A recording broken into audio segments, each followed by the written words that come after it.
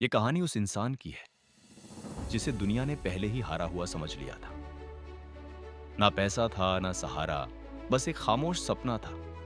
लोग हंस देते थे जब वो अपना भविष्य बताता था, लेकिन उसने सीख लिया था खामोशी से मेहनत करना।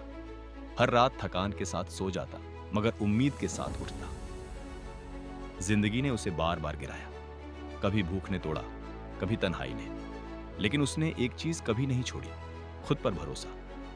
जब सबने कहा तुमसे नहीं होगा, उसने कहा बस थोड़ा वक्त दो।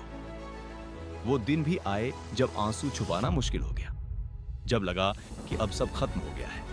लेकिन वही पल होता है जब कहानी बदलती है, क्योंकि जो रुक जाता है वही हार जाता है, और जो चलता रहता है वही इतिहास बनाता है। उसने अपने डर को अपना शिक्षक बना लिया और अपनी कमजोरी को अपनी ताकत। हर छोटी जीत ने उसे और मजबूत बनाया। आज वही लोग तालियां बजाते हैं जो कल उसका मजाक उड़ाते थे।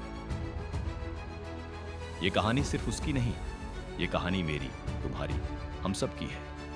अगर आज तुम थक गए हो तो याद रखना, थकना गलत नहीं है, रुक जाना गलत है।